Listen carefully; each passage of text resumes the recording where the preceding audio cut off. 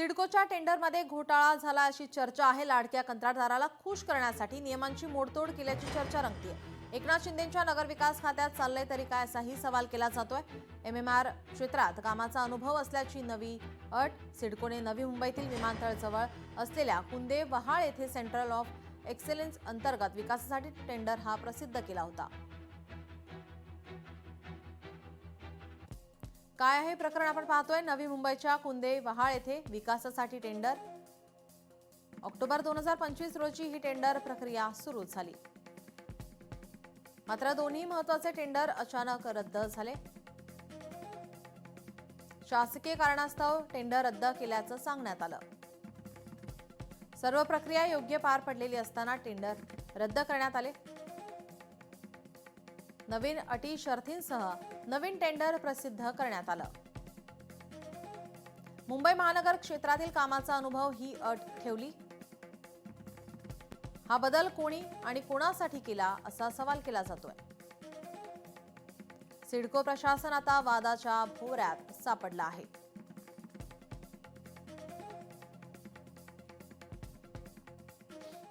मुख्यमंत्री देवेंद्र फडणवीस आज वर्धा जिल्ह्याच्या दौऱ्यावर आहेत। देवळी नगर परिषदेची निवडणुकीसाठी आज प्रचार सभा होणार आहे। भाजपाचे माजी खासदार रामदास तडस यांची पत्नी शोभा तडस यांच्या प्रचारार्थ आज जाहीर सभेचं आयोजन। देवळी येथील आठवडी बाजारात ही सभा दुपारी 3 ते 4 च्या दरम्यान होणार आहे।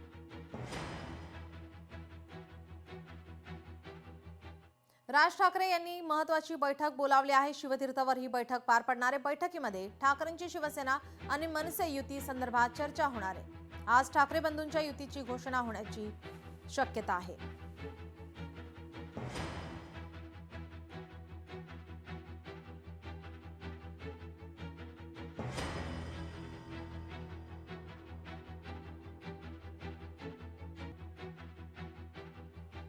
प्रज्ञा सातव यांच्यासह आणखी एक आमदाराचा भाजपामध्ये पक्षप्रवेश होणार असल्याची माहिती। विधान परिषदेच्या आणखी एका आमदारांच्या नावाच्या पक्षप्रवेशाची चर्चा रंगू लागली। भाजप महापालिका आणि जिल्हा परिषद निवडणुकीच्या पार्श्वभूमीवर काँग्रेसला मोठं भगदाड पडण्याच्या तयारीत आहे।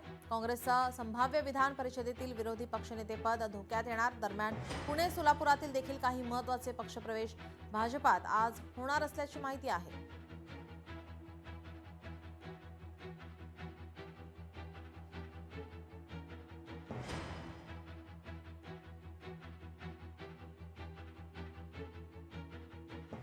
किशनचंदा तनवाणी यांना मुख्य समन्वय समितीमध्ये स्थान देण्यात आलेलं आहे। तनवाणींची नाराजी दूर करण्याचा शिवसेनेकडून प्रयत्न करण्यात आलाय।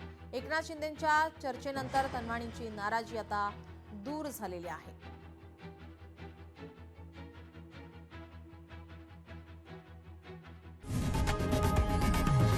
लोकशाही मराठी ऐका, पहा, जागरूक रहा।